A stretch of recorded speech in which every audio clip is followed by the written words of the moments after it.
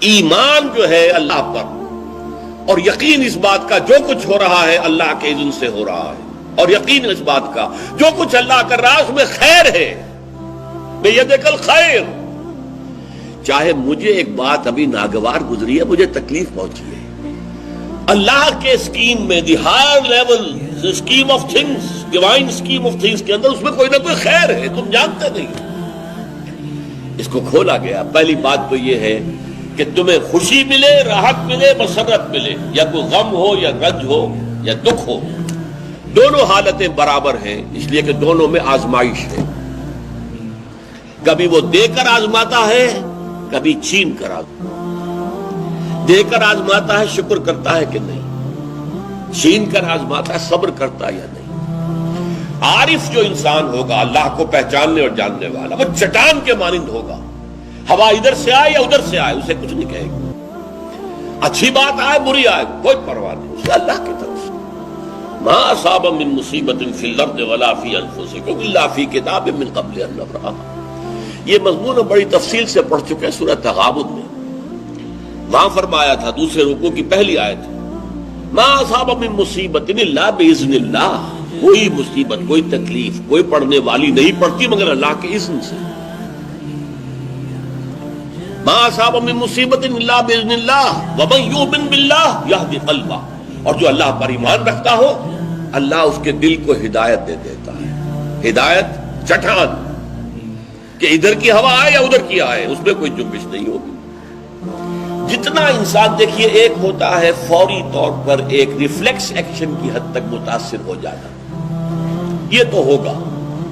آپ کا ہاتھ جہاں رکھا ہوا تھا کسی چیز نے کاٹا، آپ کا ہاتھ فوراً جو ہے اٹھ کے آ جائے گا، اس میں آپ کے ارادے کو کوئی دخل نہیں ہے، یہ ریفلیکس ایکشن ہے، آپ کی سوچ کو، آپ کے ارادے کو کوئی دخل نہیں۔ تو کسی خیر سے عارضی سا فوری سے مسرت ہو جانا، اور کسی تکلیف سے عارضی سی فوری سی کوئی اس کا تاثر ہو جائے، یہ خلاف ایمان نہیں۔ لیکن اگر یہ پینڈولم زیادہ حرکت کر رہا ہے، خوشی میں زیادہ ادھر چلا گیا، غمی میں زیادہ ادھر چلا گیا، تو جتنا اس پینڈولم کی رینج ہے اتنی ہی آپ خدا سے دور۔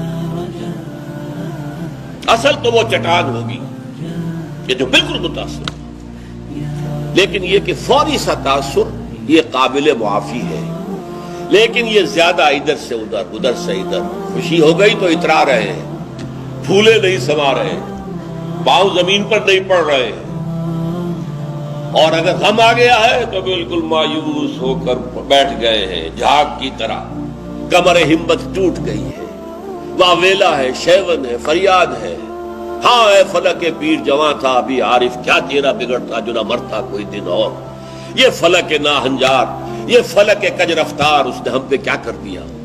یہ ساری باتیں جو ہے یہ اللہ سے محجوب ہونے کی علامت ہے۔ اب اس میں بھی درجے ہیں کئی۔ دیکھیے پہلی بات یہ ہے کہ خوشی والی بات ہو، غم والی بات ہو، دونوں برابر ہیں، کیونکہ یہ بھی آزمائش، وہ بھی آزمائش۔ یہ بات سورۃ الفجر میں کہی گئی بہت خوبصورت انداز میں۔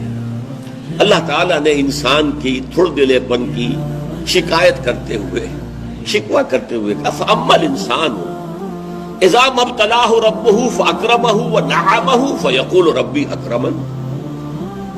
اس انسان کا حال عجیب ہے جب اس کا رب اسے آزماتا ہے اور عزت دیتا ہے، نعمتیں دیتا ہے، تو کہتا ہے میرے رب نے مجھے بڑی عزت دے دی۔ وَأَمَّا إِذَا مَا ابْتَلَاهُ فَقَدَرَ عَلَيْهِ رِزْقَهُ، اور جب اللہ آزماتا ہے اسے اور اس کی روزی تنگ کر دیتا ہے، فَيَقُولُ رَبِّي أَهَانَنِ، یہ کہتا ہے رب نے مجھے ذلیل کر دیا۔ کلا، ہرگز نہیں۔ اب یہاں دیکھیے، سوچئے اس نے کیا غلط بات کہی۔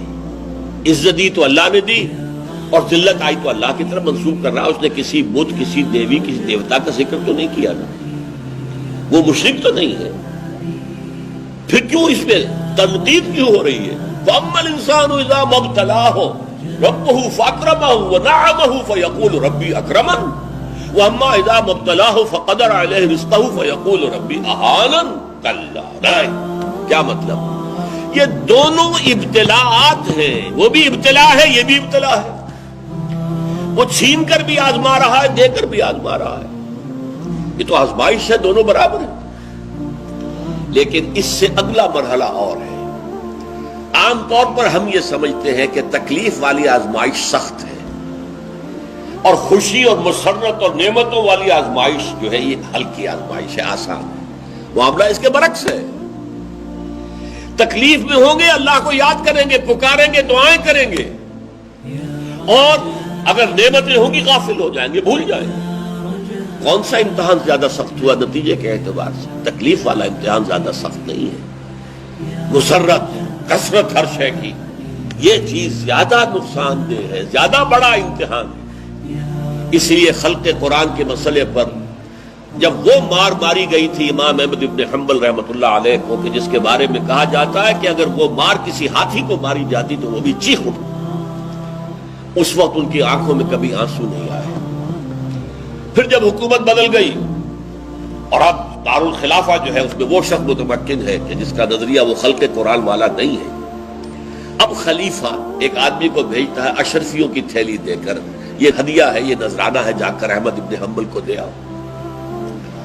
جب اس نے آ کے پیش کیا، رو پڑے، اے اللہ میں اس آزمائش کے قابل نہیں، یہ آزمائش سخت ہے۔ کہیں سے انعام پا کر حکومت سے پھر حق پر قائم رہنا مشکل ہو جائے۔ یہ ہے وہ صورتحال۔ ما اصاب من مصیبت فی الارض ولا فی انفسکم الا فی کتاب من قبل ان نبرأها ان ذلک علی اللہ یسیر لکی لا تأسوا علی ما فاتکم ولا تفرحوا بما آتاکم واللہ لا يحب كل مختال فخور۔ اور اللہ تعالیٰ کو شیخی خورے، فخر کرنے والے، اکڑنے والے بالکل پسند نہیں۔ الذین یبخلون ویامرون الناس بالبخل، جو اس حجاب میں آ جاتے ہیں وہ بخل کریں گے۔ دولت ہی سب سے بڑی شے ہے، سنبھال کر رکھو، خرچ کرو گے تو ختم ہو جائے گی، دولت کی بنیاد ختم ہو جائے گی۔ اپنی تجوریوں کو بھر کر رکھو، خالی نہ کرو۔ اور جو شخص خود بخل کرتا ہے وہ دوسروں کو بھی بخل کا مشورہ دیتا ہے تاکہ اس کے اپنی بخیلی پر بھی پردہ پڑا رہے۔ بھائی کیا کر رہے ہو تم نے؟ دونوں ہاتھ کھلے چھوڑ دیے ہیں، تمہیں کوئی فکر نہیں ہے، تمہاری اولاد ہے، اس کے ضرورت تقاضے ہوں گے، تمہاری بچیاں ہیں، ان کے ہاتھ پیلے کرنے ہوں گے، کیا تم نے سوچا ہوا؟ وہ مشورہ بھی بخل کا دیں گے تاکہ ان کے اپنے بخل کے اوپر بھی پردہ پڑا رہے۔ یہ وہ کیفیت ہے کہ جو پھر محجوبیت کے اندر پیدا ہو۔